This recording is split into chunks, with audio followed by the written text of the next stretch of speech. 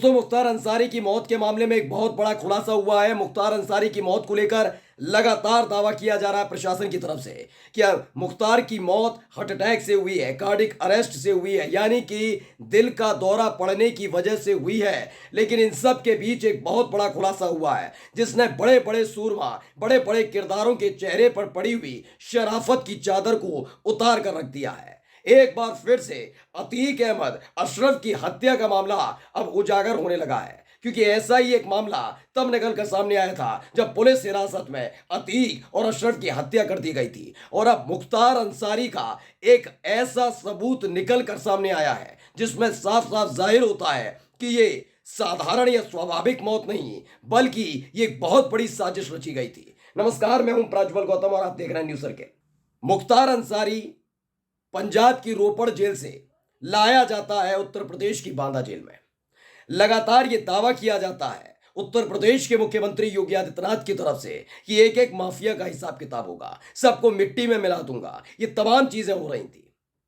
तो वहीं मुख्तार अंसारी की तारीखें दर तारीखें चलती रहती हैं कोर्ट में, लेकिन अचानक से उनकी तबीयत बिगड़ती है।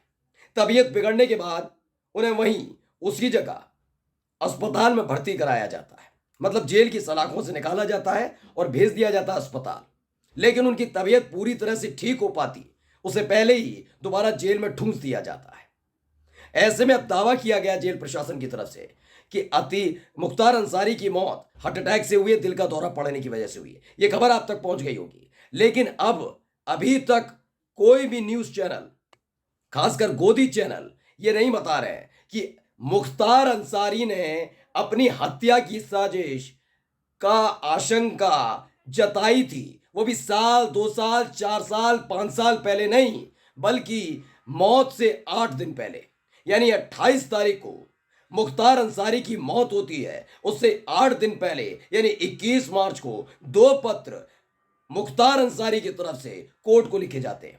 वही कोर्ट जिसमें मुख्तार अंसारी के मामलों की सुनवाई चल रही है, एमपी एमएलए कोर्ट, और उसी का सबसे सनसनीखेज दस्तावेज आपके सामने लेकर आया हूं। पहले ये देखिए, ये हाथ से लिखा हुआ लेटर है, मुख्तार अंसारी की तरफ से दिया गया है।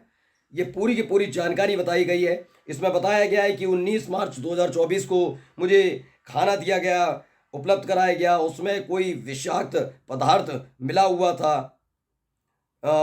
ये तमाम चीज़ें हो रही थी। साजिश का जिक्र है, पीले रंग से जो लिखा हुआ है, धारा 2, धारा 3 ये लिखा हुआ है।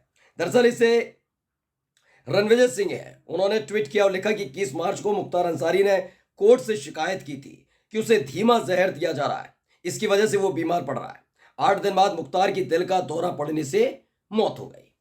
मैं आज फिर कह रहा हूं ये बारी बात कि मान भी लीजिए, क्योंकि देखिए, जिसने भी जीवन लिया है, जिसका भी जन्म हुआ है, उसकी मृत्यु तो निश्चित है, निधन निश्चित है, इंतकाल निश्चित है। लेकिन अगर कोई व्यक्ति जो हिरासत में हो वो अपनी जान का खतरा महसूस करे कि भाई जान का खतरा है मुझे, तो आप क्या कहेंगे? और वो भी अपनी मौत से 8 दिन पहले। मैं फिर कहता हूं, ये हार्ट अटैक से हो सकती है मौत, लेकिन ऐसा क्या था जो उनके भोजन में मिलाकर उनको दिया जा रहा था? मुख्तार अंसारी ने जिसकी शिकायत, लिखित शिकायत कोर्ट से की थी कि जब भी वो खाना खाते हैं उनकी तबीयत बिगड़ने लग जाती है। ये तमाम चीजें लगातार मुख्तार अंसारी की तरफ से कही जा रही थी, पत्र लिखे जा रहे थे, लेकिन इस पर ध्यान नहीं दिया गया।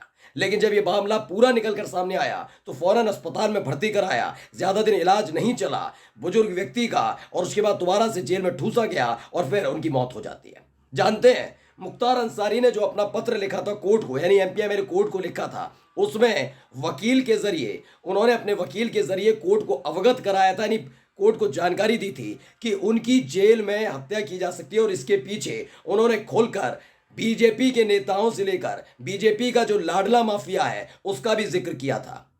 अब सवाल है, क्या ये लोग नपेंगे? पढ़ लीजिए, वो पत्र भी मैं आपको दिखा देता हूं।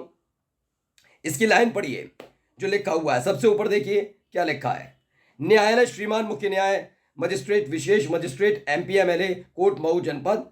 इसकी पीली वाली लाइन, ये चौथा वाला जो कॉलम है वो पढ़िए। ये कि प्रार्थी को विश्वस्त सूत्रों से प्राप्त हुआ है, ज्ञात हुआ है कि प्रार्थी की हत्या का षड्यंत्र उपराज्यपाल जम्मू एंड कश्मीर माननीय मनोज सिन्हा जी, बीजेपी के नेता भी हैं, राज्यपाल तो उपराज्यपाल तो अब बने हैं और ये गाजीपुर से ताल्लुक रखते हैं। दूसरा नाम पढ़िए, माफिया डॉन व भाजपा समर्थित एमएलसी ब्रजेश सिंह। एमएलसी है ये, लेकिन बीजेपी समर्थित एमएलसी है, लाडला है बीजेपी का, योगी आदित्यनाथ का। भाजपा विधायक सुशील सिंह, पूर्व आईजी एसटीएफ श्री अमिताभ यश एवं प्रमुख सचिव गृह उत्तर प्रदेश द्वारा रचा गया और सरकार द्वारा उक्त पदासीन अधिकारियों को प्रार्थी की हत्या के बाद कानूनी कार्रवाई से बचाने का भी आश्वासन दिया गया है। ये पूरी की पूरी जानकारी है और ये लेटर इन्होंने लिखा था 21 मार्च को, नीचे तारीख भी लिखी हुई है। इसे पुनीत कुमार सिंह ने ट्वीट किया और लिखा कि प्रार्थी की हत्या की साजिश जम्मू कश्मीर के lieutenant governor Manoj Sinha, MLC Brajesh Singh, BJP विधायक सुशील सिंह, एसटीएफ आईजी अमिताभ यश और प्रमुख सचिव गृह द्वारा रचा गया है। यह लेटर मुख्तार अंसारी की तरफ से कोर्ट में 21 मार्च को दिया गया था। सवाल यह उठता है कि इसको लेकर जब ये कोर्ट तक गया, मैं कहता हूं ना, कानून हो सकता है वो बाहुबली हो, माफिया हो, लेकिन कानून सबके लिए बराबर होता है ना। कानून के तहत अगर उस व्यक्ति को सजा मिले, ताउम्र जेल की सलाखों के पीछे रहे, कोई फर्क नहीं, लेकिन फांसी की सजा भी मिले, कोई फर्क नहीं, कानून के तहत होना चाहिए ना। जब अतीक अहमद और अशरफ की हत्या कर दी गई थी, प्रयागराज मेडिकल कॉलेज के बिल्कुल गलियारे में आंगन में खड़े होकर 3 लड़कों ने ये इस हत्याकांड को तब अंजाम दिया था जब पुलिस वाले वहां मौजूद थे।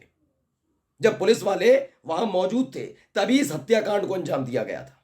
ठीक उसी वक्त तब से ही तय हो गया था कि आसानी से ऐसे कानूनी दावपेच का इस्तेमाल करके कानून की धज्जियां उड़ाते हुए किसी को भी मौत के घाट उतारा जा सकता है। यही तो हुआ। क्या हुआ है, मुख्तार अंसारी ने जब अपनी हत्या की साजिश की आशंका जताई थी तो इस पूरे मामले को लेकर क्या कुछ किया गया। अब देखिए, ये बार बार कहते हैं ना, आज पूरे दिन आप ट्रेंड देख रहे होंगे, योगी आदित्यनाथ ने सदर में कहा था माफिया को मिट्टी में मिला दूंगा, ये तमाम चीजें।